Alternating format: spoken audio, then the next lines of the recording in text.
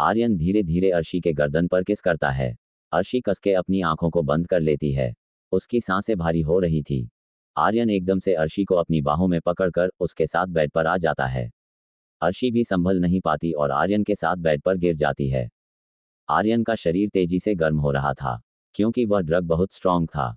इस ड्रग के ऊपर तो दवाई का भी असर नहीं होता। अर्शी अपनी नजरें उठाकर आर्यन को देखती हैं। आर्यन आज भी बहुत हैंडसम क्यूट था, जैसे पहले था। उसका नेचर बिल्कुल नहीं बदला था। अर्शी अपने जज्बातों को कंट्रोल करने में माहिर थी, इसलिए आर्यन को देखते ही वह अपने इमोशंस को अपने अंदर ही दबा लेती है। फिर वह अपने हाथ को धीरे धीरे आर्यन के गालों पर रख देती है। उसने अपने दबी हुई मगर कर्कश आवाज में आर्यन को पुकारा, आर्यन। आर्यन को अर्शी की आवाज सुनाई दे रही थी, पर नशे के कारण अब वह उसे पहचान नहीं पा रहा था। उसने अपनी आंखों से अर्शी को देखा, फिर उसे अपने नीचे बेड पर दबाते हुए उसे ध्यान से देखने लगा। आर्यन का चेहरा लाल था। वह पहली बार भी अर्शी के करीब जब गया था तब भी ड्रग के नशे में था, और आज भी अर्शी के करीब वो आया है, लेकिन ड्रग के नशे में है। आर्यन अपने शर्ट के 2 बटन खोलकर अर्शी के शोल्डर पर अपने सर को रखते हुए छोटे बच्चों की तरह बोला, मुझे गर्मी लग रही है, मुझे गर्मी लग रही, कहते हुए उसके हाथ अर्शी के शरीर पर चल रहे थे। अर्शी आर्यन के हाथ को अचानक ही रोक लेती है, फिर उसके गालों को पकड़कर अपनी ठंडी आवाज में पूछा, ये बताओ कौन हूं मैं। उद्धरण चिन्ह। आर्यन अपनी पलकों को झपकाता है। वह इस वक्त और सदा क्यूट लग रहा था। अर्शी ये देखकर एक ठंडी आह भरती है और दोबारा सवाल करती है, बताओ कौन हूं मैं। आर्यन के होठों पर नॉटी स्माइल आ गई। वह एकदम से अर्शी के लिप्स पर किस करके बोला, तुम मेरे बच्चे की होने वाली माँ हो, जिसे मैं प्रेग्नेंट करके फिर से डैडी बनूंगा। उद्धरण चिन्ह। आर्यन के जवाब को सुनकर अर्शी उसे गुस्से में देखने लगी। वह आर्यन के गले पर हाथ रखकर गुस्से में बोली, क्या तुम्हें पता है मैं तुम्हें जान से मार सकती हूँ। अब सही सही जवाब तो कौन हूँ मैं। आर्यन मुंह बनाकर अर्शी के शर्ट को उतारते हुए बोला, नहीं, मुझे तुम्हारे साथ सोना है, मैं नहीं बताऊंगा तुम कौन हो। अर्शी दोबारा उसके हाथ को पकड़ती है तो आर्यन झुककर उसके होठों पर अपने होठ रख देता है। अर्शी तो एकदम से जम गई थी। उसे अपने शरीर में एक हलचल से महसूस हुई। सालों की दूरी के बाद आज वह मिले थे, पर अर्शी ने बिल्कुल नहीं सोचा था वह दोनों इस तरीके से मिलेंगे और उनके बीच ये सब होगा। अर्शी आर्यन को रोक सकती थी, लेकिन उसे पता था आर्यन को जो ड्रग पिया है उसका कोई इलाज नहीं, इसलिए उसने आर्यन को नहीं रोका। आर्यन उसे किस करते हुए आगे बढ़ता है। उसने अर्शी के दोनों हाथ को पकड़ लिया। अब वह पूरी तरीके से ड्रग के नशे में चूर था। ये चीज अर्शी महसूस कर पा रही थी, क्योंकि आर्यन ज्यादा ही वाइल्ड हो चुका था। अर्शी अपनी सिसकियों को दबाने के लिए अपने होठों को दबा लेती है, पर यह ज्यादा देर तक नहीं रहता। आर्यन पूरी रात अर्शी को परेशान करता रहा। अब रूम में अर्शी की चीखें सुनाई दे रही थी। अर्शी जो इतनी बड़ी गैंगस्टर थी और कोई उसके सामने टिक नहीं पाता था। आज पूरी रात आर्यन ने उसे बहुत परेशान किया। ऊपर से अर्शी मजबूर थी, वरना वह कब का आर्यन का पीट चुकी होती। अगली सुबह रूम में अंदर खिड़की से धूप पड़ रही थी, जो आर्यन के चेहरे पर पड़ रही थी। आर्यन कसमसाते हुए अपने चेहरे को दूसरी तरफ कर लेता है। वह इस वक्त एक चादर ओढ़कर सो रहा था। पूरे रूम में उसके और अर्शी के कपड़े पड़े हुए थे। तभी वॉशरूम का डोर ओपन हुआ और अर्शी बाथरब पहनकर बाहर आई। उसका चेहरा बहुत ही पीला और कमजोर लग रहा था, लेकिन फिर भी उसके चेहरे पर कोई दर्द का नामो निशान नहीं था। वह घूर के आर्यन को देख रही थी, जो चैन की नींद सो रहा था। अर्शी एक ठंडी आह भरते हुए बोली, कभी सोचा नहीं था मैं तुमसे इस तरह दोबारा मिलूंगी। मुझे पता है जब तुम होश में आओगे तुम्हारे मन में कई सवाल होंगे कि मैं इतने सालों तक कहाँ थी और क्यों थी। मैं तुम्हारे पास वापस क्यों नहीं आई, पर मेरे पास इसका कोई जवाब नहीं है। मैंने तुम्हें उस मोड़ पर अकेला छोड़ा था जब तुम्हें मेरी जरूरत थी। शायद इसके लिए तुम मुझे कभी माफ ना करो, पर यह जरूरी था। उद्धरण चिन्ह अल्पविराम। आर्यन को देखकर अर्शी बहुत खुश थी, पर अपने इमोशंस ठीक से जता नहीं पाती थी। उसका दिल धड़क रहा था, पर एक डर भी था कि आर्यन कैसे रिएक्ट करेगा उसे देखकर। क्या वह उस पर भड़केगा, गुस्सा करेगा, चिल्लाएगा, या कल रात उनके बीच जो कुछ भी हुआ उसके लिए वह अर्शी पर गुस्सा करेगा। ये सब सोचते ही अर्शी की आंखों में आंसू आ जाता है, पर वो इसे छुपा लेती है। उसने अपने दिल में उठ रहे दर्द को छुपाने की कोशिश की, फिर अपने कपड़े पहनकर एक नज़र आर्यन को देखते हुए रूम से निकल गई। जैसे ही रूम का डोर बंद हुआ, आर्यन के होठों पर शैतानी बड़ी मुस्कुराहट। वहीं दूसरी तरफ अनन्या इस वक्त हाल के डाइनिंग टेबल पर बैठी हुई थी। वह बार बार बाहर की तरफ देखकर मायूस हो जा रही थी। उसके हाथ में इस वक्त एक प्लेट थी जिसमें ढेर सारे मोमोज रखे हुए थे। अनन्या बड़े चाव से एक मोमोज अपने मुंह में भरकर बोली अंडरस्को अभी तक आदि क्यों नहीं आया। आर्यन के तो मक्की गई थी उसे मनाने। कहीं शादी से पहले उन्होंने साथ में कुछ कर तो नहीं लिया है भगवान। इतना कहकर वह 2 मोमोज एक साथ खा लेती है और जोर से चिल्लाती है अंडरस्को mister handsome, mister handsome. Ashwath office के लिए तैयार हो रहा था। वह अनन्या के चिल्लाने की आवाज़ सुनकर जल्दी से भागकर नीचे आया। अहंकार और मिस्टी भी नीचे आ गए थे। आज पहली बार अनिरुद्ध भी नीचे आया था। उसके पीछे पीछे अभिषेक भी। अभिषेक उसे एक नज़र देखता है, फिर उसे पहचानने की कोशिश करता है, लेकिन वह उसे पहचान नहीं पाया, इसलिए उसे इग्नोर करते हुए अनन्या को देखने लगा। पहले तो अश्वथ उसे गुस्से में अनन्या को घूरता है, क्योंकि वो अनहेल्दी खाना खा रही थी। तभी अनन्या अपनी मोमोज को छुपाते हुए बोली अंडरस्को देखिए ना आदि क्यों नहीं आया। 1 मिनट वह तो आप पर गया है ना, कहीं शादी से पहले उसने सुहागरात तो नहीं मना ली। हे भगवान अब क्या होगा। अश्वथ गुस्से में बोला अंडरस्को ऐसा कुछ नहीं होगा, अपने दिमाग के घोड़े दौड़ाने जरा बंद करो और यह क्या उल्टा सीधा खा रही हो। अनन्या प्लेट को छुपाते हुए बोली अंडरस्को उल्टा सीधा नहीं, इसे मोमोज कहते हैं। अश्वथ किचन की तरफ देखते हुए बोला अंडरस्को मोमोज किसने बनाया। आज उसकी खैर नहीं, वह अपने आस्तीन को चढ़ा लेता है। तभी अभिषेक थोड़ा इरिटेट होकर बोला अंडरस्को वह सब छोड़ो, ये बताओ ये लड़का कौन है, उसकी शक्ल मुझसे क्यों मिल रही। कहकर वह अनिरुद्ध को घूरने लगा। तो अनन्या चहकते हुए बोली अंडरस्को अरे ये हमारे घर का हैंडसम नौकर है, अभी जल्दी ही आया है। ये सुनकर अश्वथ और अभिषेक उसे अजीब नज़रों से देखने लगते हैं। तो गुनगुन अपने मुंह पर हाथ रखकर हंसने लगी। अल्पविराम अद्रंश के फार्म हाउस पर अद्रंश एक्सरसाइज कर रहा था और मिक्की उसे परेशान करने के लिए उसके ऊपर बैठी थी। अद्रंश उससे बिल्कुल भी बात नहीं कर रहा था, वो लगातार पुशअप कर रहा था। उसके पसीना भी निकलने लगा, पर वो रुक नहीं रहा था। गुस्सा उसकी आंखों में था। मिक्की उसे कसके पकड़कर चिल्लाए अंडरस्को आह मैं गिर जाऊंगी धीरे करिए ना। पर अद्रंश डेविल स्माइल करके उसे जानबूझकर गिरा देता है। अश्वथ गुस्से में अनन्या को घूर रहा था। अनन्या ने सारे मोमोज खत्म कर दिए थे। अब वह अश्वथ को उंगली दिखाते हुए बोली अंडरस्को जाए पता करिए आपका गुस्सेल खून कहाँ है और क्या कर रहा है। उसने इतना कहा ही था कि तभी उसे आर्यन आते हुए दिखा। आर्यन को देखकर अनन्या जल्दी से डाइनिंग टेबल से नीचे कूद जाती है और उसके पास जाकर खड़ी हो गई। आर्यन ने अपना सिर नीचे किया हुआ था, इसलिए कोई भी उसके चेहरे के एक्सप्रेशन देख नहीं पा रहा था।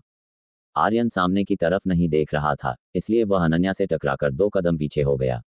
फिर हड़बड़ाते हुए बोला अंडरस्को कौन है।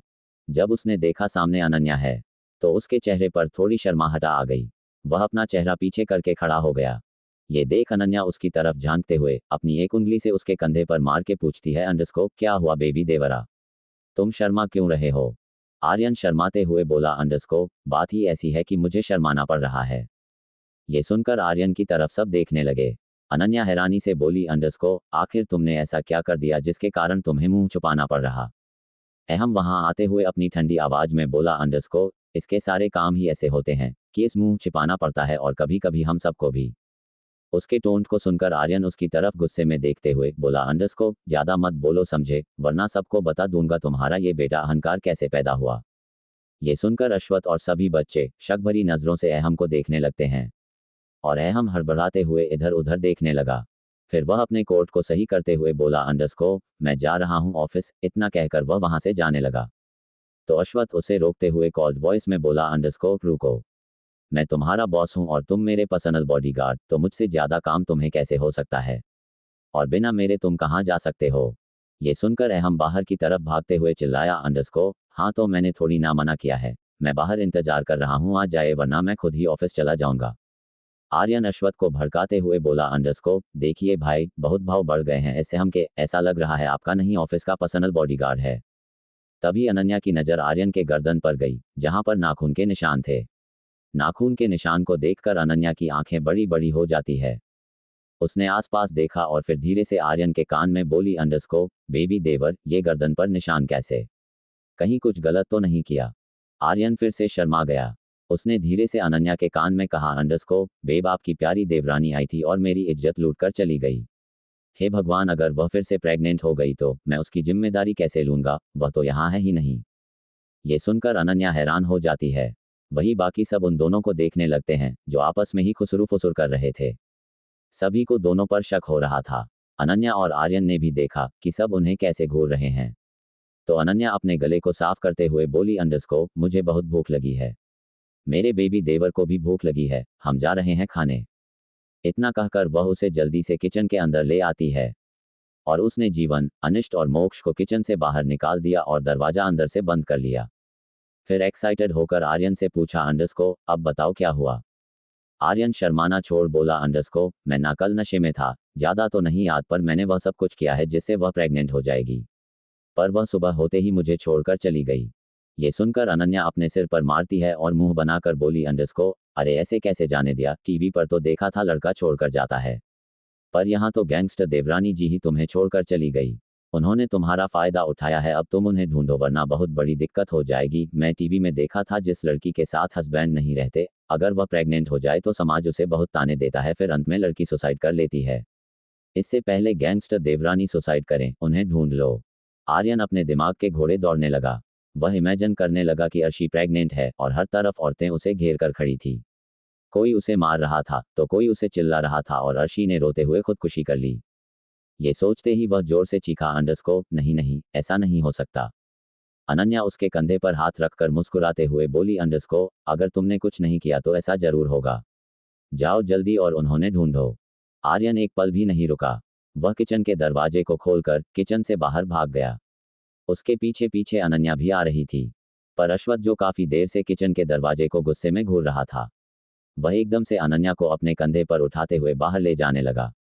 तो अनन्या परेशान होकर उसके पीठ पर मारते हुए चिल्लाए, अंडस को छोड़िए, मुझे कहाँ लेकर जा रहे हैं। अश्वथ उसे कार में बैठाते हुए डेविल स्माइल करके बोला, अंडस को ऑफिस लेकर जा रहा हूँ ताकि काम करके तुम्हारे बुद्धि का थोड़ा विकास हो सके।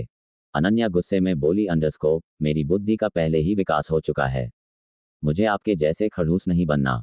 पर अश्वथ उसकी एक नहीं सुनता और उसके कार में बैठते ही ड्राइवर कार स्टार्ट कर देता है और अश्वथ पार्टीशन ऑन करके अनन्या को जबरदस्ती किस कर लेता है। अनन्या झटपटा रही थी पर अश्वथ उसे नहीं छोड़ता। उनके जाते ही अरशद, अनिरुद्ध एक दूसरे को देखते हैं। अरशद मुंह बनाकर बोला, अंडस को इन बड़े लोगों का ही रोमांस खत्म नहीं होता है तो हमारा कहाँ से शुरू होगा। कहकर वह अपने बगल में खड़ी इशिका को देखता है तो इशिका की आंखें एकदम से बड़ी हो जाती है। इशिका वहां से भागने लगती है तो अरशद उसे गोद में उठा लेता है और ऊपर रूम की तरफ जाने लगा। इशिका को बहुत शर्म आ रही थी। गुनगुन अपने मुंह पर हाथ रखकर सबको देख रही थी, फिर अपनी आंखें बंद करके गोली, अंडस को यहाँ तो सभी शैमलेस है और कोई मेरे साथ नहीं खेलता। उद्धरण चिन्ह अल्पविराम। अहंकार जो टहल रहा था वह गुनगुन की बात सुनकर बोला, अंडस को मैं खेलूंगा, मुझे जासूसी करना बहुत पसंद है, मैं तुम्हें भी सिखाता हूँ लोगों की जासूसी कैसे करते हैं। अहंकार की बात सुनकर गुनगुन की आंखों में चमक आ गई। वह दोनों ही आसपास देखते हुए सीधा अभिषेक के रूम में जाकर उसके रूम की तलाशी लेने लगे और वहीं अभिषेक अभी भी नीचे खड़ा अनिरुद्ध को देख रहा था। अनिरुद्ध मुंह बनाते हुए बोला, अंडस को मैं आपकी गर्लफ्रेंड सुमित्रा नहीं हूं जिसे आप घूर रहे हैं, और अगर दोबारा उसे देखा भी तो अभी सिर्फ अस्पताल तक गए हैं, आगे कहां कहां जाना पड़ेगा मुझे भी नहीं पता। इतना कहकर वो मुंह बनाते हुए ऊपर चला गया। वहीं अभिषेक मुंह खोले खड़ा था, फिर खुद से बोला, अंडस को 1 मिनट 1 मिनट, ये छोटा सा कनखजूरा मुझ जैसे ताकतवर सपेरे को सुनाकर चला गया, ऐसा कैसे हो सकता है, इसे तो मैं देख लूंगा। कहते हुए वो अपनी आस्तीन को मोड़ते हुए अनिरुद्ध के पीछे चला गया। अभिषेक बहुत गुस्से में लग रहा था। मिस्टी तो केवल सोफे पर बैठकर खाने में बिजी थी, जो उसका फेवरेट काम था, क्योंकि यहाँ उसे डांटने वाला कोई नहीं था। वहीं दूसरी तरफ आद्रांश का फार्म हाउस। आद्रांश शावर लेने गया था और गलती से मिक्की भी उसके वॉशरूम के अंदर आ जाती है। वह वहां से भागने की कोशिश करती है मगर आद्रांश उसे पकड़कर शावर के नीचे खड़ा कर देता है। अब दोनों ही भीग रहे थे। मिक्की की ड्रेस भिगाए उसे से चिपक गई थी, जो उसे और भी ज्यादा अट्रैक्टिव बना रही थी। आद्रांश मिक्की को ऊपर से नीचे तक देख रहा था। उसकी आंखों में एक अजीब सी चमक थी। वह धीरे धीरे मिक्की के कंधे पर हाथ रखता है और झुककर अपने गर्म सांसों को उसके गर्दन पर छोड़ते हुए उसकी गर्दन पर किसका लेता है। मिक्की, जिसके दिल की धड़कनें बढ़ गई थी, वह एकदम से आद्रांश के कॉलर को पकड़ लेती है। मिक्की घबराते हुए बोली, अंडरस्कोप नहीं। आद्रांश मिक्की की कमर पर हाथ फेरते हुए डिटेक्टिव आवाज में बोला, अंडरस्कोप तुम्हें ही तो बेबी चाहिए था, जब तक हम यह नहीं करेंगे तब तक बेबी कैसे आएगा। उसकी आवाज काफी मनमोहक थी, जिसे सुनकर मिक्की बहक रही थी। आद्रांश जानबूझकर उसे सिड्यूस कर रहा था। वो मिक्की को खुद से सटाकर अपने शर्ट को निकाल देता है, फिर मिक्की के गीले होठों पर अपने होठ रख देता है। मिक्की की धड़कनें अब और भी ज्यादा बढ़ चुकी थी। अब उसे धीरे धीरे आद्रांश पसंद आने लगा था। और वो उसके लिए फील भी करने लगी थी। अल्पविराम अल्पविराम। वही एक होटल में आशु आया था। वो कार के बाहर ही खड़ा था, पर वो अंदर जाता उससे पहले ही आर्यन वहां पहुंच गया, क्योंकि ये वही होटल था जहां वो अर्शी से मिला था। आर्यन आशु को देखते ही खुश हो गया। वो जल्दी से उसके गले लगकर उसके ऊपर ही चढ़ गया। बेचारा आशु गिरने वाला था, लेकिन उसने आर्यन को पकड़ते हुए खुद को संभाल लिया। पर फिर गुस्से में बोला, अंडरस्को प्लीज लिफ्ट। आशु गुस्से में, अंडरस्को व्हाट? आर्यन मुंह बनाकर बोला, अंडरस्को अरे मुझे भी अंदर तक लिफ्ट दे दो, थोड़ा मैं थक गया हूँ। और जाओ मेरी बीवी को ढूंढ कर लाओ। आखिरकार जब तुम चूहे जितने बड़े थे तब मैंने तुम्हें बहुत चॉकलेट खिलखिलाकर बड़ा किया था। अब वक्त आ गया है कि तुम उस चॉकलेट का कर्ज उतारो। आर्यन आशु की गोद से उतर ही नहीं रहा था। ऊपर से आसपास के लोग उसे अजीब तरह से देख रहे थे, इसलिए आशु को और गुस्सा आ रहा था। अनन्या को लेकर अश्वथ ऑफिस आ जाता है। वह बहुत ही सीरियस लग रहा था।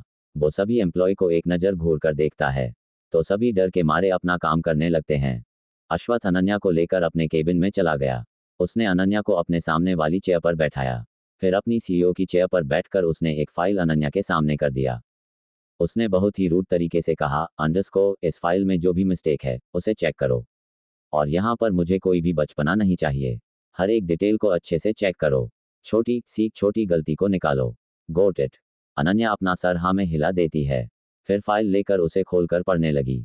उसने फाइल के अंदर ही अपना चेहरा घुसाया हुआ था, ताकि अश्वथ उसका चेहरा ना देख पाए। फिर मन में बोली, अंडरस्को खड़ूस कहीं के, अच्छा खासा घर में मैं सोती, यहाँ पर बैलों की तरह मुझसे काम करवा रहे हैं। तभी अश्वथ एक्सप्रेशन लेस भाव से बोला, अंडरस्को क्या तुम मन में मुझे कोस रही हो? अगर ऐसा है तो इसका कोई फायदा नहीं है। 1 घंटे में मुझे ये काम करके दो।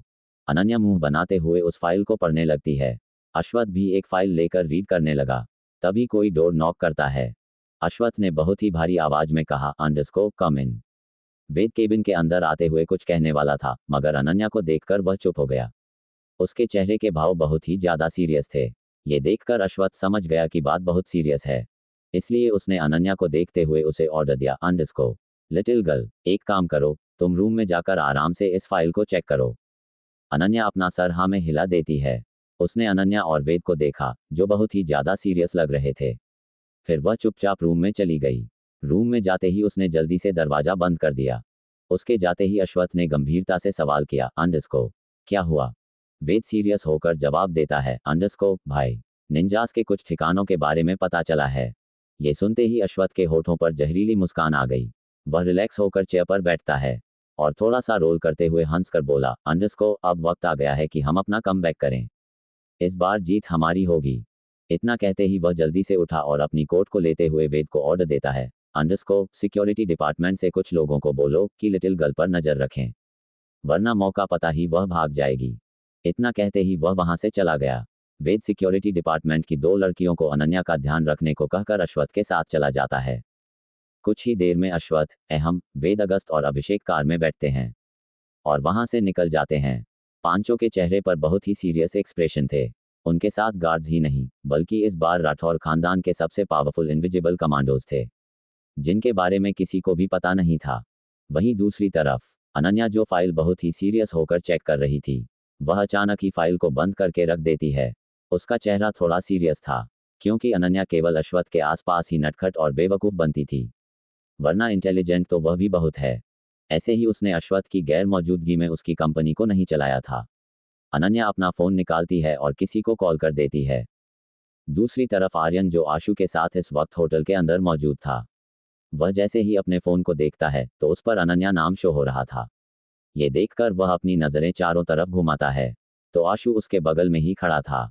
उसने अपने गले को साफ करते हुए कहा, अंडरस्को एक काम करो, तुम जाओ, मैं मेरी बीवी को खुद ढूंढ लूंगा। तुम्हें बहुत जरूरी काम होगा ना, तुम तो यहाँ पर किसी से मिलने आए थे।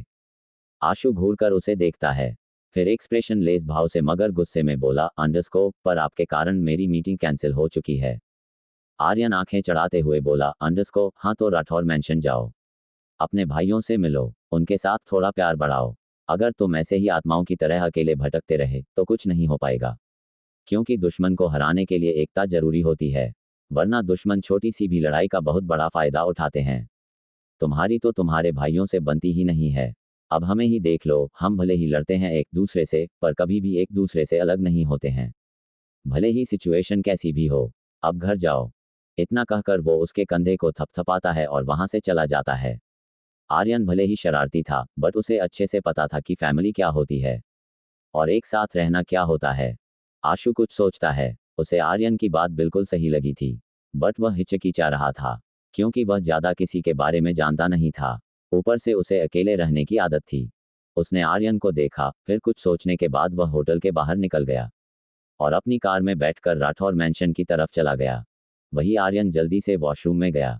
उसने कॉल रिसीव करके जैसे ही कान पर लगाया, दूसरी तरफ से अनन्या ने सीरियस होकर कहा, अंडरस्कोर पार्टनर, एक न्यूज़ मिली है। थोड़ी देर पहले मुझे रावत का मैसेज आया था कि जिस निंजा ने सालों पहले ब्रिज के पास मुझ पर हमला किया था, उसके एक ठिकाने का पता चल गया है।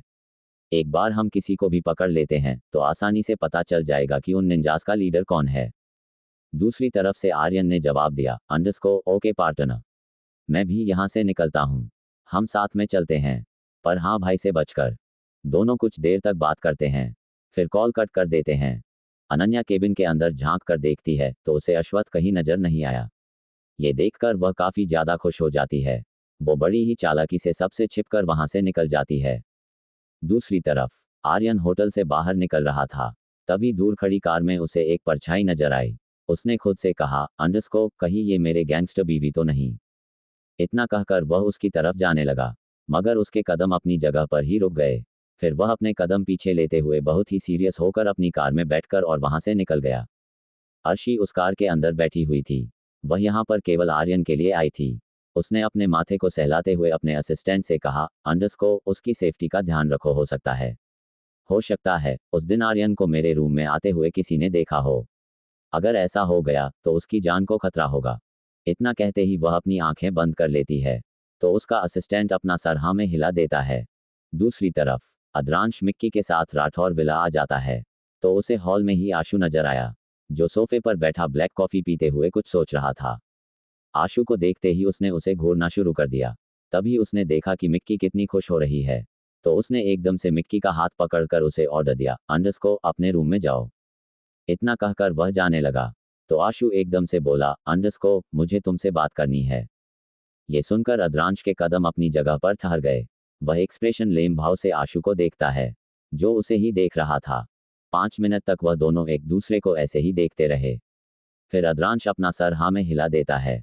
ये देखकर आशु के होठों पर हल्की सी मुस्कुराहट जाती है। कुछ देर बाद स्टडी रूम के अंदर आशु, अद्रांश, मोक्ष, अनिष्ट, अनिरुद्ध और अरशद मौजूद थे। वह सब टेबल के चारों तरफ बैठे हुए थे। सभी के चेहरे पर अलग अलग भाव थे, लेकिन आशु और अद्रांश दोनों के चेहरे पर कोई भाव नहीं थे। काफी देर तक शांति रहती है। तभी आशु सभी को देखते हुए ठंडे स्वर से बोला, अंडरस्कोर तुम्हें नहीं लगता हमें अपने बीच की प्रॉब्लम को सॉल्व कर लेना चाहिए? हमेशा लड़ते रहना यह कोई सॉल्यूशन नहीं है। मुझे पता है मैं तुम्हारा रियल ब्रदर तो नहीं हूँ, इसलिए हो सकता है तुम्हें मुझसे कोई हमदर्दी ना हो, बट मैंने हमेशा से अनन्या मॉम को ही अपना मॉम माना है। इतना कहते ही वह शांत हो जाता है। सभी एक दूसरे की शक्ल देख रहे थे। ऐसा लग रहा था अनिष्ट उसकी बात से राजी नहीं है। वह कुछ कहता, तभी अद्रांश उसे घूरते हुए बोला, अंडरस्कोर राइट, बिकॉज हमारे कई दुश्मन है और मैंने उन निंजास के बारे में बहुत कुछ पता कर लिया है, जिन्होंने डैड को किडनैप करके रखा था। ये सुनकर मोक्ष हैरानी से पूछता है, अंडरस्कोर ब्रदर आप ये क्या कह रहे हैं? अद्रांश सीरियस होकर बोला, अंडरस्कोर मैं सही कह रहा हूँ। इतने सालों तक डैडी हमारे पास इसलिए नहीं आए थे क्योंकि उन निंजास ने उन्हें किडनैप करके रखा था, पर मैंने उनके कुछ ठिकानों के बारे में पता लगाया है। हमें बस उनके एक खास आदमी की तलाश है। एक बार अगर वह हमें मिल गया तो हम उन निंजास को खत्म कर पाएंगे, और वैसे भी वह हमारा अपना ही है जो गद्दार है। आशु डेविल स्माइल करके बोला, अंडरस्कोर यस, और मुझे बहुत अच्छे से पता है कि वह गद्दार कौन है। हम उसे तभी सबक सिखा पाएंगे जब हम एक हो। सभी ब्रदर्स एक दूसरे को देखते हैं। सबसे पहले मोक्ष अपना हाथ आगे करते हुए बोला, अंडरस्कोर जिसने हमारी फैमिली को बर्बाद कर दिया, जिसके कारण आज तक मॉम और डैड एक दूसरे से लग रहे, मैं उन्हें कभी नहीं छोड़ूंगा। उसके ये कहते ही सभी हमें हाँ मिलाकर एक दूसरे के हाथों पर हाथ रख देते हैं, और लास्ट में आशु और अद्रांश भी रख देते हैं। फिर सभी के हाथों पर बहुत ही खतरनाक जाती है। तभी अद्रांश को कुछ हलचल महसूस हुई। उसने सभी को देखते हुए कहा, अंडरस्कोर हमें ये बात बाहर जाने नहीं देनी है कि हम एक साथ इस मिशन पर काम कर रहे हैं, क्योंकि उस मिस्टीरियस इंसान की नज़र हर वक्त हम पर है, खासकर इन लड़कियों की नज़र। ये सुनकर अरशद ने कंफ्यूज होकर कहा, अंडरस्को कौन सी लड़की? तो अद्रांश उसे गेट की तरफ इशारा करता है। गेट के नीचे जो होल था वहां पर कई सारी पैरों की परछाई दिख रही थी। ये देखकर सभी की आईब्रो ऊपर हो गई। सभी लड़के एक साथ उठकर अपने पेंट की एक जेब में हाथ डालकर दरवाजे की तरफ आने लगे। इस वक्त सभी किसी मॉडल से कम नहीं लग रहे थे। सभी बहुत ही ज्यादा हैंडसम और अट्रैक्टिव लग रहे थे। अद्रांश एकदम से दरवाजा खोल देता है तो मिक्की जो दरवाजा सटकर खड़ी थी वह लड़खड़ा कर उसके ऊपर गिर गई। वह तो अच्छा हुआ अद्रांश ने उसे पकड़ लिया, वरना वह मुंह के बल जमीन पर गिरती। चिक्की और इशिका भी इसी वक्त गिरने वाली थी, मगर मोक्ष और अरशद उन्हें संभाल लेते हैं। उनके बगल से आशु, अनिरुद्ध और अनिष्ट निकल गए। मोक्ष चिक्की को घूरते हुए पूछता है, अंडरस्को तुम क्या हमारी जासूसी कर रही हो? चिक्की खुद को संभालते हुए झूठी मुस्कान के साथ बोली, अंडरस्को अरे नहीं नहीं, वह तुम लोग काफी देर से अंदर थे तो मुझे लगा अंदर से डोर लॉक हो गया है, इसलिए हम बस हेल्प के लिए आए थे। इतना कहकर वह इधर उधर नजरें फेरने लगती हैं। अरशद भी इशिका को देखता है जो घबराते हुए इधर उधर देख रही थी। ये देखकर अरशद उसके चेहरे को पकड़कर उसकी आंखों में देखते हुए बोला, अंडरस्को अक्सर नजरें वही चुराते हैं जो या तो झूठ बोलते हैं या फिर गलत काम करते हैं। ये सुनकर इशिता अरशद की आंखों में देखती है तो उसका दिल धड़कने लगा, क्योंकि अब वह अरशद के लिए फील करने लगी थी, पर अभी भी ठीक से वह अपनी फीलिंग को एक्सेप्ट नहीं करना चाहती थी। अरशद इशिका को लेकर जाने लगा। मोक्ष और अद्रांश चिक्की और मिक्की को पकड़कर हॉल में आते हैं। तभी उनकी नज़र एक नौकर पर पड़ी जो हड़बड़ाते हुए किचन की तरफ जा रहा था। आद्रांश और मोक्ष शक भरी नज़रों से उसे देखते हैं, फिर मुस्कुराने लगते हैं। वह दोनों सोफे पर बैठ गए और किसी को कुछ मैसेज किया। अनिष्ट, अनिरुद्ध और आशु इस वक्त अपनी कार में थे। अनिष्ट के पास आद्रांश का मैसेज आया तो वह मैसेज को देखते हुए बोला, अंडरस्को मिल गया लोकेशन हमें। निंजास का पहला ठिकाना मुंबई के बाहर जाने वाले रास्ते पर ही मिलेगा। ये सुनकर आशु कार को फास्ट ड्राइव करता है। वहीं दूसरी तरफ अनन्या और आर्यन उस जगह पर पहुंच गए जहां पर निंजास का ठिकाना था। वह दोनों इस वक्त झाड़ियां के पीछे छिपे हुए थे। दोनों ने ही काले कपड़े पहना हुआ था और मास्क लगाए हुआ था ताकि कोई उन्हें पहचाने ना। उनके साथ कोई और भी था। अनन्या उसे घूरते हुए बोली, अंडरस्को रावत तुमने हमें सही एड्रेस तो दिया है ना? रावत उसे घूरते हुए बोला, अंडरस्को क्या तुम्हें मेरी जानकारी पर शक है? और मैं तुम्हें कभी भी जानबूझकर खतरे में नहीं डालूंगा। मैं तो चाहता हूं कि तुम अभी भी चली जाओ, मैं सब संभाल लूंगा। अनन्या ये सुनकर सीरियस होकर बोली, अंडरस्को बिल्कुल नहीं। जिन लोगों के कारण इतने सालों तक मुझे कोमा में रहना पड़ा, मिस्टर हैंडसम के बिना रहना पड़ा, उन्हें तो मैं ऐसे ही नहीं छोड़ूंगी। इतना कहते ही वह अपने हाथ में पकड़ी गन को लोड करती है और आसपास देखने लगती है। दूसरी तरफ अश्वथ भी उसी जगह पर आ जाता है। उसकी कार कुछ ही दूरी पर रुकी थी। अश्वथ, अभिषेक, अगस्त, वेद और अहम अपनी स्लीव्स को मोड़ते हुए कार से बाहर निकले। वह पांचों ही इस वक्त एक एक्शन मूवी के हीरो लग रहे थे, क्योंकि सभी की शर्ट उनकी बॉडी से चिपकी हुई थी जो उन्हें एकदम एक्शन हीरो की तरह दिखा रही थी। पांचों अपनी गन को निकालकर अपने गार्ड्स को इशारा करते हैं तो उनके गॉड्स आसपास छुप जाते हैं। अश्वथ बीच में था। अभिषेक, अगस्त, अहम और वेद उसके अगल बगल थे। वह सभी आसपास देखते हुए एक झाड़ियां के पीछे छुप जाते हैं। अनजाने में ही आर्यन की नज़र उन पर चली गई तो वह एकदम से चिल्लाने वाला था, मगर जल्दी ही अपने मुंह पर हाथ रख लेता है। फिर अनन्या से घबराते हुए बोला, अंडरस्को अरे पार्टनर उधर देखो, शनि, राहु, केतु सब एक साथ हमारी कुंडली पर बैठ चुके हैं। अब हम क्या करें? अनन्या भी अश्वथ और बाकी सबको यहाँ देखकर शॉक थी। अनन्या अपने सर पर मारते हुए बोली, अंडरस्को इन खड़ूस को भी यही आना था। हे भगवान, कोई चमत्कार करिए और इन पांचों को यही बेहोश कर दीजिए। कहकर वह रोनी सूरत बना लेती है, क्योंकि उन सब के सामने वह कुछ नहीं कर सकती थी। रावत, अनन्या और आर्यन झाड़ियां में छिप जाते हैं। कुछ देर बाद उसी जगह पर आशु, अरशद और अनिरुद्ध भी आ जाते हैं। उन्होंने दूर से ही अश्वथ की कार देख ली, इसलिए वह दूर ही रुक जाते हैं और तीनों हैरानी से एक दूसरे को देखने लगते हैं। अनन्या, रावत और आर्यन अश्वथ और बाकी सब को देखकर वही झाड़ियां में छिप जाते हैं। वही अश्वथ और बाकी सब एक्सप्रेशन लेस भाव से धीरे धीरे वहां बने एक टूटी फूटी बिल्डिंग के अंदर जाने लगते हैं। वह जैसे ही उस बिल्डिंग के पास पहुंचे, अचानक ही कई सारे लोग उन्हें घेर लेते हैं। पर यह निंजास नहीं थे। उन्हें देखकर ऐसा लग रहा था जैसे ये गुंडे हो। उन गुंडों का लीडर आगे आते हुए अश्वथ को ऊपर से नीचे तक देखता है, फिर अपनी आंखें छोटी करके पूछता है, अंडरस्को कौन हो तुम लोग और यहाँ किसी से मिलना है? अभिषेक अपनी आस्तीन चढ़ाते हुए बोला, अंडरस्को हमें जान सको इतनी तुम्हारी औकात नहीं। और हम कौन हैं यह मरने से पहले तुम्हें जरूर पता चल जाएगा। ये सुनकर वह आदमी गुस्से में आग बबूला हो गया। उसने अपने आदमियों को देखते हुए कहा, अंडरस्कोप, बहुत उड़ रहे हैं ये सब, सबको एक ही बार में निपटा दो। ये सुनकर उसके आदमी, जो 7 से 8 लोग थे, वह सभी अश्वत्थ, अहम, वेद, अगस्त और अभिषेक को मारने के लिए आगे बढ़े। पर वह सभी उन सभी गुंडों को सिर्फ एक पंच में ही हरा देते हैं। ये देखकर वह लीडर गुस्सा से मुट्ठी बंद कर लेता है। वह भागने ही वाला था कि उससे पहले ही अश्वत्थ उसकी कॉलर को पकड़कर उसकी गर्दन को दबाते हुए गुस्से में बोला, अंडरस्कोप, अब तुम्हारी बारी है। इतना कहकर वह उस लीडर को एक जोरदार पंच मारता है। अश्वत्थ का एक पंच ही काफी था उस लीडर को बेहोशी की हालत में पहुंचाने के लिए। फिर अश्वत्थ उसके गले को गुस्से में दबाते हुए भारी आवाज में पूछता है, अंडरस्कोप, तुम सब यहाँ क्या कर रहे हो? क्योंकि यह ठिकाना तुम्हारा तो नहीं हो सकता। झूठ मत बोलना, क्योंकि मुझे अच्छे से पता है ये ठिकाना किसका है। उसकी भारी आवाज सुनकर उस गुंडे का दिल जोर से धड़कने लगा। उसने डरते हुए कहा, अंडरस्कोप, मुझे कुछ नहीं पता, मुझे कुछ नहीं पता, और हम सब यहीं रहते हैं। ये सुनकर इस बार अभिषेक उसके पैर पर जोर से अपना पैर मारता है। वो लीडर अब खड़ा ना रह सका, उसे इतना दर्द हुआ कि वह घुटने के बल जमीन पर बैठ गया। वेद अपनी गन निकालकर उसके माथे पर पॉइंट कर देता है। ये देखकर वह लीडर और भी ज्यादा घबरा जाता है। वह हाथ जोड़ते हुए डर कर बोला, अंडरस्कोप, नहीं, मुझे मत मारो, प्लीज, मुझे जाने दो, हम यहाँ पर काफी वक्त से हैं, मैं सच कह रहा हूँ। हमें किसी ने यहाँ रहने के लिए कहा है और कहा है कि हमें इस जगह पर किसी को आने नहीं देना है, और जो भी दिखे हमें उसके बारे में किसी को इन्फॉर्म करना है। ये सुनकर अश्वत्थ अपनी आईब्रो ऊपर करके पूछता है, अंडरस्कोप, क्या इन्फॉर्म करना है? वह लीडर डरते हुए बोला, अंडरस्कोप, पता नहीं, पर कोई निंजास का बॉस है, शायद वह सब बहुत खतरनाक है, प्लीज, मुझे जाने दो। वह इतना बोल ही रहा था कि अचानक ही उस टूटी फूटी बिल्डिंग से कई सारे काले कपड़े पहने निंजास बाहर निकलने लगते हैं। उन सभी के हाथ में कोई ना कोई हथियार थे। किसी के हाथ में तलवार थी तो किसी के हाथ में काफी शार्प निंजा स्टार थे। उन्हें देखते ही सभी अलर्ट हो जाते हैं। एक निंजा अपनी तलवार से अश्वत्थ के पीठ पर वार करता है, पर अश्वत्थ जल्दी से नीचे झुक जाता है। फिर पलटकर उसकी तलवार को पकड़कर उसे एक जोरदार किक मारता है। वही अहम अपनी बूट से 2 खंजर निकाल लेता है। वह उससे लड़ रहा था। अहम जल्दी से अपने इनविजिबल गार्ड्स को ऑर्डर देता है, तो वह सभी जल्दी से आकर उन निंजास से लड़ने लगते हैं। सभी इस वक्त निंजास से लड़ रहे थे। वही अनन्या, आर्यन और रावत झाड़ियां के पीछे छिपे थे।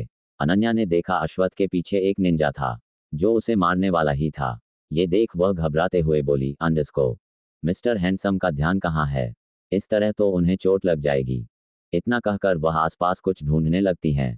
तभी उसे एक बड़ा सा पत्थर दिखता है। वह उस पत्थर को उठा लेती है और निशान लगाने लगती है। वही अश्वत्थ को जैसे ही एहसास होता है कि उसके पीछे भी कोई है, तो वह अपने एक हाथ से उस निंजा को मारता है। दूसरे हाथ से जो पीछे से वार करने वाला था, उस निंजा के वार को रोक लेता है। ठीक उसी वक्त अनन्या उस पत्थर को फेंकती है, लेकिन इत्तेफाक से अश्वत्थ उस जगह पर आ जाता है जहां पर अनन्या ने निशाना लगाया था।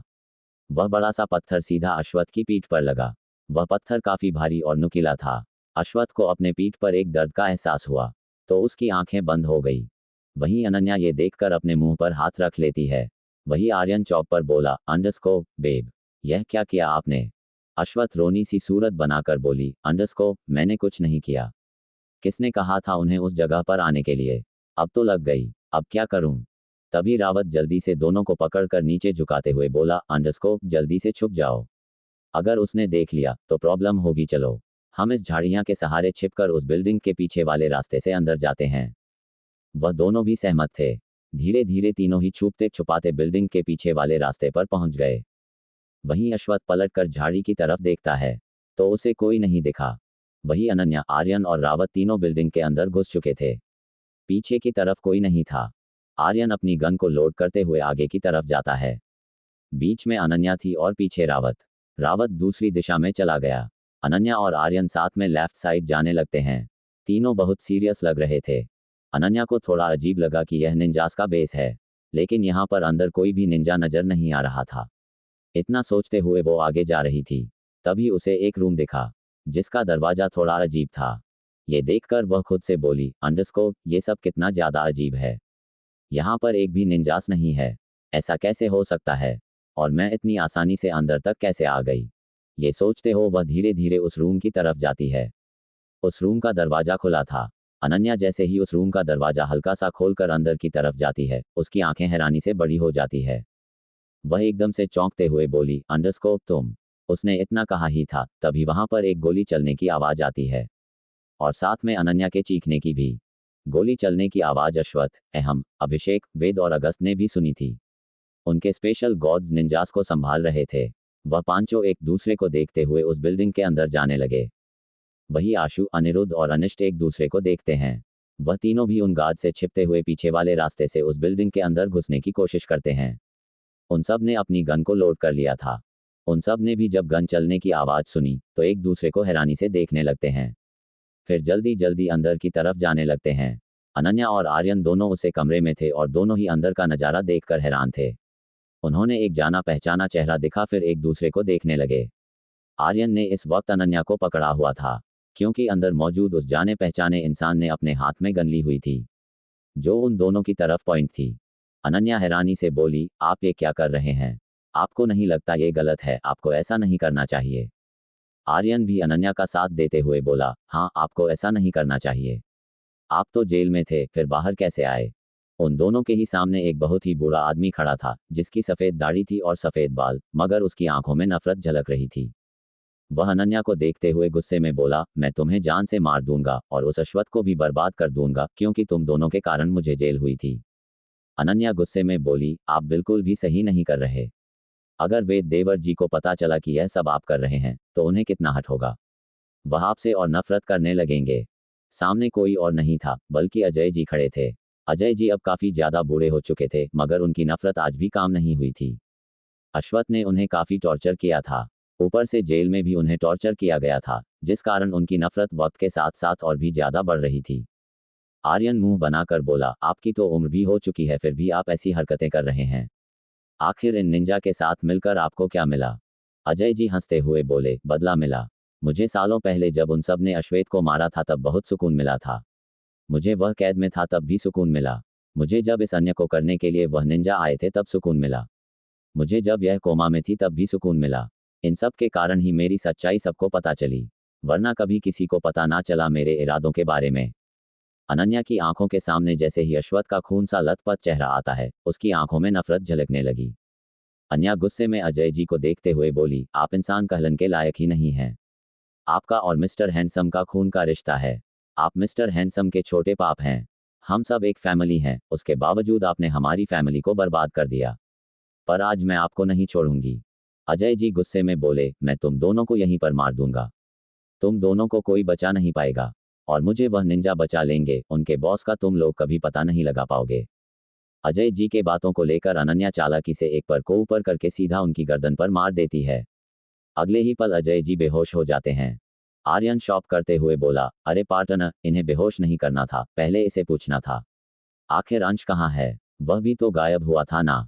हमारा मुस्कुरा कर बोली, तो कौन सा मैं छोड़कर जाएंगे? जिस रास्ते से आए हैं उसे रास्ते से इन्हें टांग ले जाएंगे, फिर अपने सीक्रेट प्लेस पर छुपाकर उन्हें टॉर्चर करके सब पता कर लेंगे। आर्यन हंसते हुए बोला, अरे यह इतने बुढ़े हो गए हैं, टॉर्चर जेल भेज पाएंगे? ये बड़ा हो तो ऐसे ही निकाल लेंगे। इतना कहकर दोनों हंसते हैं, फिर जल्दी से अजय जी को संभालते हुए उन्हें खड़ा करते हैं। अनन्या मुंह बनाकर बोली, ये कितने भारी हैं। वह दोनों किसी तरह रूम से बाहर आ जाते हैं। रूम से कुछ ही दूर पहुंचे थे कि उन्हें अश्वथ देखकर आर्यन हाथ बढ़ाते हुए बोला, पार्टनर जल्दी छुपा, हिटलर हमारे सामने है। दोनों जल्दी से इधर उधर देखते हैं। उन्हें दो रूम दिखते हैं। अनन्या राइट वाले रूम में जाती हैं और आर्यन लेफ्ट वाले। इस बीच उन दोनों का हाथ अजय जी के हाथ से फिसल जाता है और अजय जी बीच में ही गिर जाते हैं।